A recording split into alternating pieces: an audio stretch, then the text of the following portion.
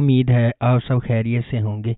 اگر آپ نے ابھی تک ہمارا چینل سبسکرائب نہیں کیا تو اسے ابھی سبسکرائب کر لیں اور بیل آئیکن کو دبانا بالکل بھی مت بھولیں۔ شکریہ۔ نمبر 10، انداز ستم۔ انداز ستم ایک پاکستانی ٹیلی ویژن سیریز ہے جسے علی حسن نے ڈائریکٹ کیا ہے۔ انعام حسن نے اسے لکھا ہے۔ اس ڈرامے کو اردو ون پر نشر کیا گیا۔ اس ڈرامے کی مرکزی کاسٹ میں آغا علی، فارس شفیع، کبرا خان، علی انصاری، ارسا غزل اور منظور قریشی شامل ہیں۔ اس ڈرامے کی ٹوٹل 23 اقساط ہیں۔ اس ڈرامے کو فہد مصطفیٰ اور ڈاکٹر علی کاظمی نے بگ بینگ انٹرٹینمنٹ کے بینر تلے پروڈیوس کیا ہے۔ انداز ستم ایک پر اعتماد، بے باک اور کند لڑکی کی کہانی ہے جس کا نام آیت ہے، جو ایک سیمیسٹر بریک کے دوران امریکہ سے واپس آتی ہے۔ جب وہ گھر واپس آتی ہے تو اس کا سامنا اپنے چھوٹے بھائی کے کالج کے دوست وامک سے ہوتا ہے، جو ایک مغرور اور بگڑا ہوا لڑکا ہے۔ ایک موقع پر وامک اسے چھیڑتا ہے جس کی وجہ سے آیت اسے تھپڑ مار دیتی ہے۔ اس کے نتیجے میں بدلہ لینے کے لیے وہ اسے اغوا کر لیتا ہے اور تحویل میں رکھتے ہوئے اس کی عصمت دری کرتا ہے۔ نمبر 9، ملالے یار۔ اس ڈرامے کی کہانی جاگیردارانہ نظام کے گرد لکھی گئی ہے۔ مرکزی تھیم مخالف پس منظر سے تعلق رکھنے والے دو افراد کے گرد گھومتی ہے جو ایک دوسرے سے نفرت کرتے ہیں لیکن آخر کار محبت میں پڑ جاتے ہیں، جو صرف کاغذ پر شادی کے بندھن میں بندھے ہوئے ہیں۔ اس ڈرامے کی مرکزی کاسٹ میں مرزا زین بیگ، عزیکا ڈینیل، حمزہ فردوس اور جہاں زیب گورچانی شامل ہیں۔ اس ڈرامے کو ہنا ہما نفیس نے لکھا ہے اور اسد جبل نے اسے ڈائریکٹ کیا ہے۔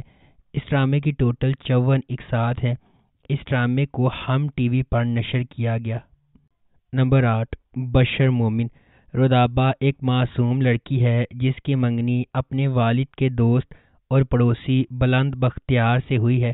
بلند امریکہ میں رہتا ہے اور ورلڈ بینک میں کام کرتا ہے۔ ایک دن رودابہ اور بلند کے والد سمندر کے نظارے پر ہوتے ہیں اور ایک ڈکیتی میں مارے جاتے ہیں۔ رودابہ اپنے بڑے بھائی عادل اور اس کی بیوی کے ساتھ رہنے پر مجبور ہے۔ عادل اپنے بہنوئی بشر کے لیے فرنٹ مین کے طور پر کام کرتا ہے جو منی لانڈرر ہے۔ بشر اپنی بہنوں خصوصاً طیبہ کے لیے کچھ بھی کر سکتا ہے جس کی 2 انگیجمنٹ ٹوٹ چکی ہیں۔ اس ڈرامے کی مرکزی کاسٹ میں فیصل قریشی، سمی خان، نعمان اجاز اور اشنا شاہ شامل ہیں۔ اس ڈرامے کو جیو انٹرٹینمنٹ پر نشر کیا گیا۔ نمبر 7، سنگ مرمر۔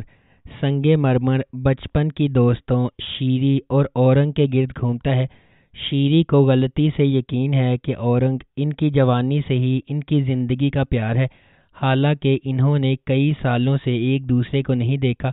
اورنگ اپنے والد کی ناپسندیدگی کے باعث تعلیم حاصل کرنے کے لیے شہر چلا گیا ہے اور وہ شیری کی اس سے محبت سے بالکل بے خبر ہے۔ اسے اپنے بہنوئی کی بہن پلوشا کے لیے جذبات ہیں۔ دیگر اہم کرداروں میں اورنگ کی بہن بانو، اس کا شوہر تورا، اورنگ کی ماں شمیم، والد گلستان خان اور بھائی سیف اللہ اور گوہر شامل ہیں۔ نمبر 6، نمک حرام۔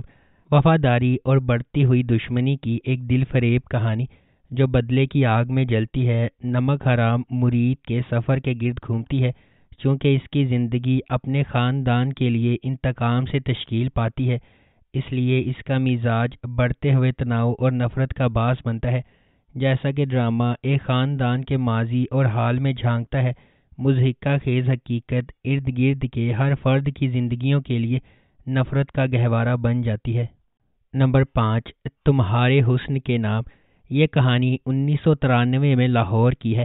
تمہارے حسن کے نام شاعر اور اس کے الہام کے درمیان تعلق پر توجہ مرکوز کرتا ہے۔ سکندر الطاف اپنی رومانوی شاعری اور ملنسار استعداد کے لیے مشہور ہے۔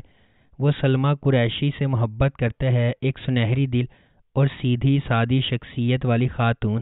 سکندر کی طرح وہ بھی پنجاب یونیورسٹی کے college of art and design کی طالبہ ہے۔ عاطف ایک خاندانی دوست ہے جو دوپہر کے کھانے پر اپنے خاندان کے ساتھ سلمیٰ کے گھر آتا ہے اور اس کی خوبصورتی سے متاثر ہوتا ہے اور اس سے شادی کرنے کا فیصلہ کرتا ہے۔ وہ اپنے والدین سے سلمیٰ کے لیے شادی کی تجویز بھیجنے کو کہتا ہے، تاہم سلمیٰ کی والدہ ان سے فی الحال اس پر غور کرنے کے لیے کچھ وقت مانگتی ہے۔ تاہم سلمیٰ اور سکندر ایک دوسرے سے محبت کرنے لگتے ہیں اور سلمیٰ کی سب سے اچھی دوست منیزہ عاطف سے شادی کرنا چاہتی ہے کیونکہ وہ اس کی شخصیت اور دولت سے متوجہ ہے۔ کہانی ان کے سفر کی پیروی کرتی ہے جب وہ اپنے تعلقات کے اتار چڑھاؤ کو نیویگیٹ کرتے ہیں اور ان کی محبت شاعر کے کام کو کس طرح متاثر کرتی ہے۔ نمبر 4، گل رانہ۔ یہ سیریز ایک ایسی لڑکی کے گرد گھومتی ہے جو اپنے معاشرے کے لوگوں کی طرف سے زیادتی کا نشانہ بننے کے بعد خواتین کے حقوق کے لیے جدوجہد کرتی ہے، جس کی ذہنیت اس طرح خراب ہوتی ہے کہ شادی کے بعد مرد خواتین کی عزت نہیں کرتے اور ان کے ساتھ برا سلوک کرتے ہیں۔ گل رانہ خواتین کے بارے میں عدیل کی ذہنیت کو بدلنے کی پوری کوشش کرتی ہے اور اسے بہت سے مسائل کا سامنا کرنا پڑتا ہے۔ آخر کار عدیل کو حادثہ پیش آتا ہے اور وہ ایک اچھے انسان میں بدل جاتا ہے۔ ڈرامے میں دکھایا گیا ہے کہ گل رانہ کچھ عرصے کے لیے عدیل کو چھوڑ کر ایک عام ٹیچر بن جاتی ہے، لیکن آخر میں اشارہ ملتا ہے کہ کچھ عرصے بعد دونوں میں صلح ہو جاتی ہے۔ نمبر 3، رقیب سے۔ رقیب سے ایک پاکستانی ٹیلی ویژن سیریز ہے جسے مومنہ درید نے ایم ڈی پروڈکشنز کے بینر تلے پروڈیوس کیا ہے۔ بی گل نے اسے لکھا ہے اور کاشف نثار نے اسے ڈائریکٹ کیا ہے۔ اس ڈرامے کی مرکزی کاسٹ میں حدیقہ کیانی، نعمان اجاز، ثانیہ سعید، اقرا عزیز اور فریال محمود شامل ہیں۔ اس ڈرامے کی ٹوٹل 23 اقساط ہے۔ ٹیلی ویژن سیریز 4 خواتین اور ان کے ارد گرد مردوں کے گرد مرکوز ہے۔ سکینہ اپنی بیٹی کو لے کر اپنے بدسلوکی کرنے والے شوہر سے فرار ہو جاتی ہے۔ وہ اپنے سابق عاشق مقصود صاحب کے گھر میں پناہ لیتی ہے اور ان کی محبت کی کہانی اتنی المناک اور دلچسپ ہے کہ اس کی بیوی ہاجرہ اور بیٹی انشا اسے دل سے جانتی ہیں۔ ہاجرہ سکینہ کو تسلی دیتی ہے اور اس کی بیٹی کا خیال رکھتی ہے، جبکہ انشا اسے اپنی ماں کے ساتھ ناانصافی سمجھتی ہے۔ نمبر 2، خئی۔